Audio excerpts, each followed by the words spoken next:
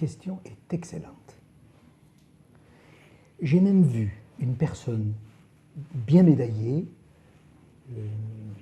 je ne dirais pas quelle médaille parce que ça va être défavorable, et qui a été gênée par une telle question posée, par un étudiant.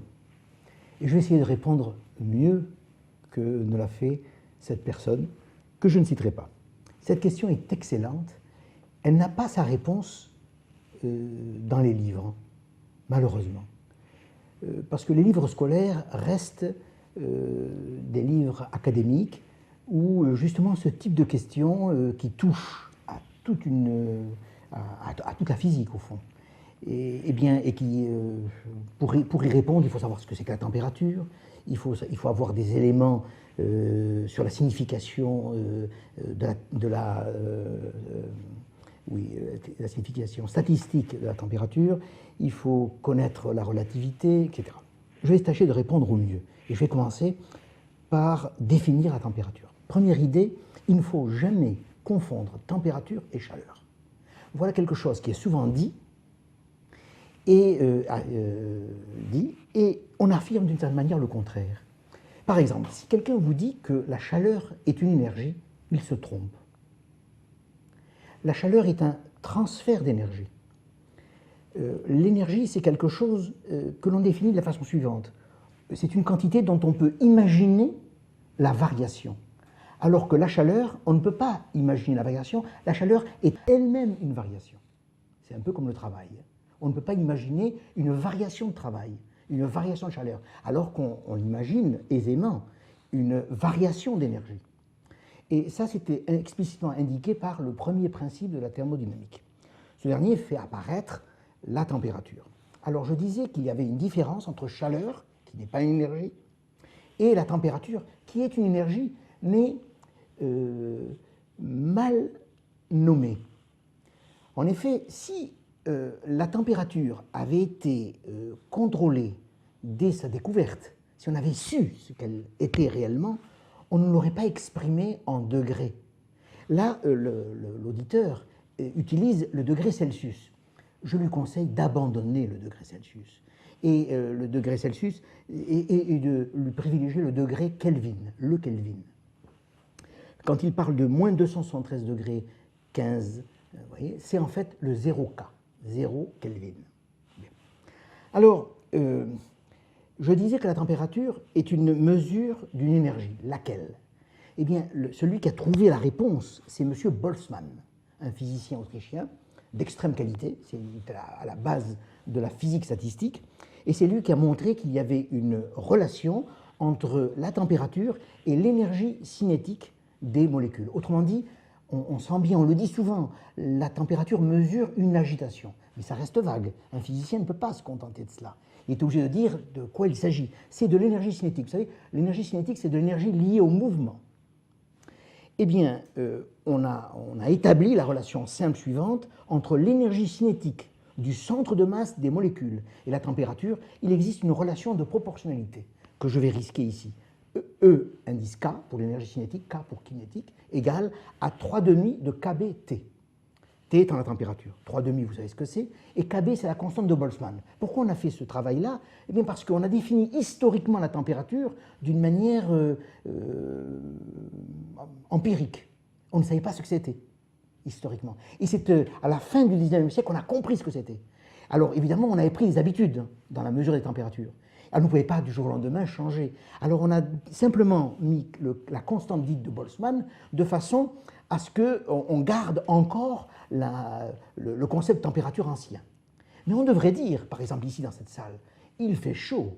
On devrait dire, non pas il fait 30 degrés C, non pas il fait 300 K. 300 K, vous savez, c'est 30 degrés plus 273, 303 K, K le Kelvin. On devrait dire, il fait chaud, il fait 0,025 électronvolts. Parce que l'électronvolt, c'est une unité, l'unité la plus adaptée d'une énergie. Ou on devrait dire, il fait je ne sais quelle fraction, 10-20 joules, ou 22 ou 23, je ne sais plus, il faut faire le petit calcul. Donc vous voyez, ce concept a été construit, comme on le fait en physique, de manière approximative, et puis on est arrivé à comprendre. Quand j'étais étudiant, il n'y a pas si longtemps que ça malgré tout, quand j'étais étudiant, mon prof, j'en suis sûr, ne savait pas ce qu'était la température.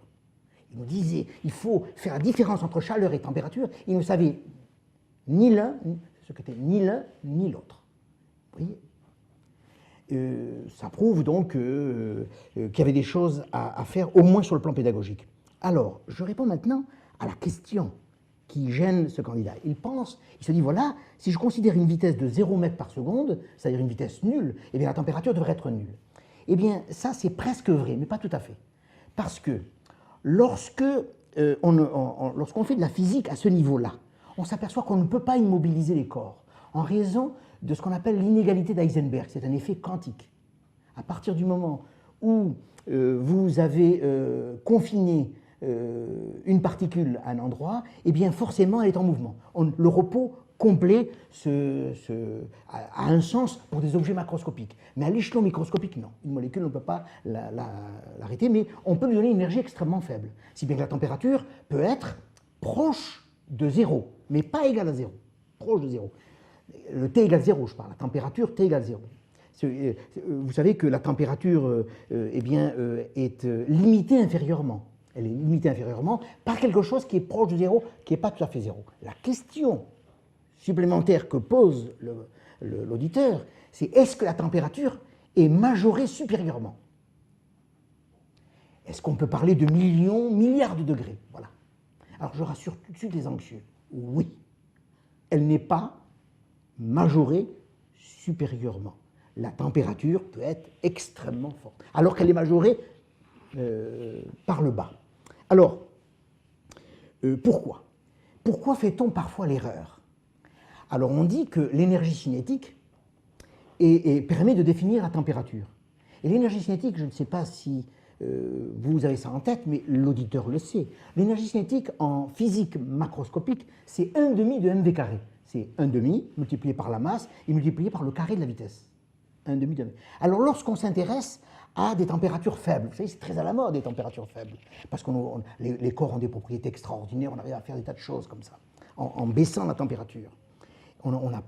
C'est tout un chapitre, le chapitre des atomes froids, qui est développé largement.